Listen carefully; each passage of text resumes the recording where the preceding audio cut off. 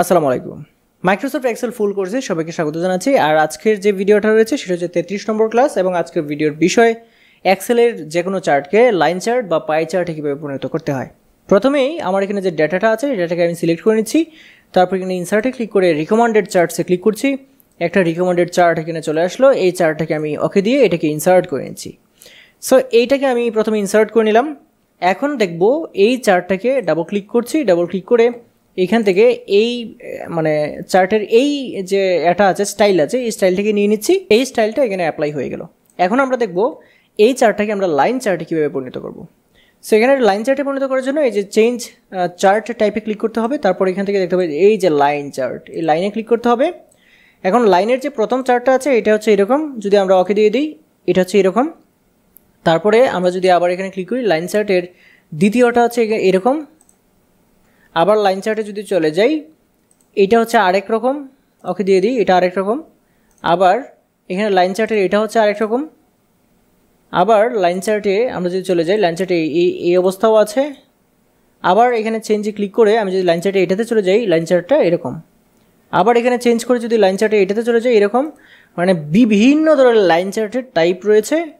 So এখান থেকে আমরা সবগুলাই দেখতে পারবো। আবার সর্বশেষ যেটা রয়েছে এটাও আমরা ক্লিক করে এটাও দেখতে পারবো, এটাও একটা চার্ট। সো যখন যেটা প্রয়োজন পড়ে আমরা কিন্তু সেগুলো আমরা ব্যবহার করতে পারবো। এটা হচ্ছে লাইন চার্ট গেল।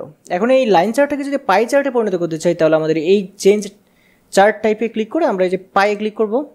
পায়ের প্রথমটা হচ্ছে এরকম। এখন এটাকে যদি আমরা এলিমেন্ট যুক্ত করতে চাই তাহলে আবার এই যে অ্যাড চার্ট এলিমেন্টে ক্লিক করে এটা কিন্তু পূর্বেরটাতেও যেটা লাইন চার্টে দেখিয়েছি সেটাতেও করতে পারবেন। যেমন ডাটা লেভেল যদি যুক্ত করতে চান তাহলে এই যে ইনসাইড অ্যান্ড আউটসাইড এন্ডে দিলে এরকম, বেস্ট ফিটে দিলে এরকম পাবো এই যে যেগুলো হচ্ছে ডেটা। আবার যদি আমরা এখান থেকে লিজেন্ড যুক্ত করতে চাই লিজেন্ড আমরা দিতে পারি লেফটে, না আমরা বটমে দিয়ে দিচ্ছি। এই যে বটমে লিজেন্ড হচ্ছে এই যে এইগুলা, এই যে এখানে যে ডিস্ট্রিক্টের নামগুলো আছে সেগুলা।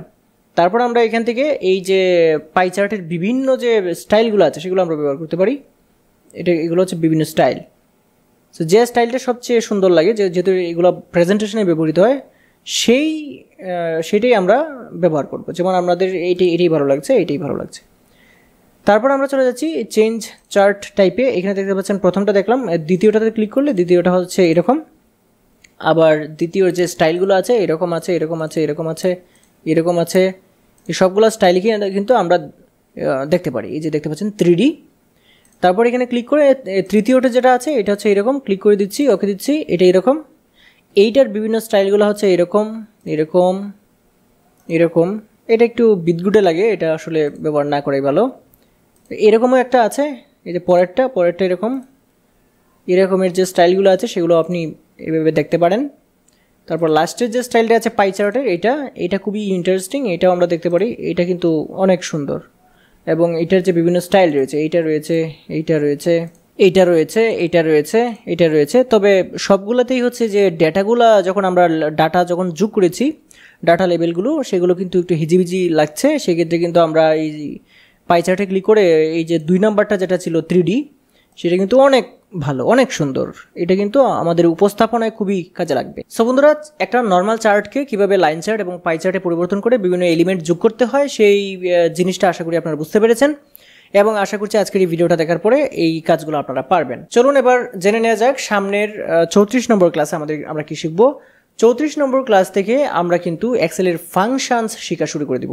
ফাংশনগুলো কিভাবে তৈরি হয়, কিভাবে ব্যবহার করতে হয়, গঠন কীরকম, কাজ কীরকম, সব বিষয় নিয়ে কিন্তু আমরা ফাংশনসের ক্লাস 34 নম্বর ক্লাস থেকে শুরু করে দিব। আশা করছি আজকের এই 33 নম্বর ক্লাসটা আপনাদের ভালো লেগেছে। যদি এই ভিডিওটা ভালো লেগে থাকে তাহলে অবশ্যই লাইক করে দেবেন এবং শেয়ার করে দেবেন। আর হ্যাঁ, আপনি যদি আমার চ্যানেলে নতুন হয়ে থাকেন তাহলে চ্যানেলটি সাবস্ক্রাইব করে রাখবেন। আজকের ভিডিও পর্যন্তই, আল্লাহ হাফেজ।